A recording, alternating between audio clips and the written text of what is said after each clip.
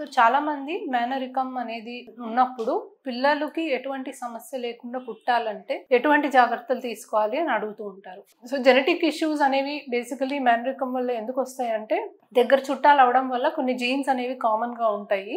So ఈ jeans అనేవి single గా ఉన్నప్పుడు మేనిఫెస్ట్ అవ్వవు, అంటే మనకు ఎటువంటి సిమ్టమ్స్ తెలియవు. బట్ హస్బెండ్ వైఫ్ ఇద్దరు నుంచి చెరొక జీన్ అనేది బేబీకి వచ్చినప్పుడు అది మనకి సిమ్టమ్స్ అనేవి కనిపిస్తాయి.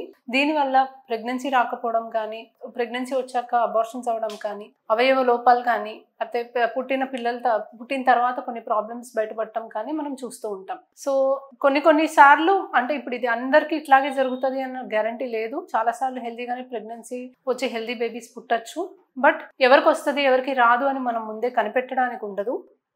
సో వీలైనంత వరకు మేనరికం అనేది అవాయిడ్ చేయాలి. ఒకవేళ ఆల్రెడీ మేనరికం మీకు ఉంది అన్నప్పుడు, ఆల్రెడీ ఎఫెక్ట్ అయిన బేబీస్ ఉంటే డెఫినెట్లీ ఐవీఎఫ్ చేసి ప్రీ ఇంప్లాంటేషన్ జెనెటిక్ టెస్టింగ్ చేయడం మంచిది. ఆల్రెడీ ఎఫెక్టెడ్ బేబీ లేదు, ఇప్పుడే ప్రెగ్నెన్సీ ప్లాన్ చేస్తున్నారు అంటే మనం ఏ పర్టికులర్ టిప్స్ ఫాలో అయ్యి ఇలా జరగకుండా ఉండడానికి అయితే డెఫినెట్లీ ఛాన్స్ అనేది ఉండదు. కాకపోతే ఎఫెక్ట్ అయ్యారు ఆల్రెడీ అబార్షన్స్ అయినాయి లేదా అవయవ లోపాలతో బేబీ మనం అబార్ట్ చేయాల్సి వచ్చింది అన్నప్పుడు డెఫినెట్లీ మీరు ఆల్రెడీ ప్రెగ్నెన్సీ వచ్చినప్పుడు కానీ ఆ పుట్టిన బేబీ అబ్నార్మల్ గా ఉంటే ఆ బేబీది కానీ జెనెటిక్ ప్యాటర్న్ చూసుకొని తర్వాత మళ్ళీ రిపీట్ అవ్వకుండా డెఫినెట్లీ ట్రై చేయొచ్చు.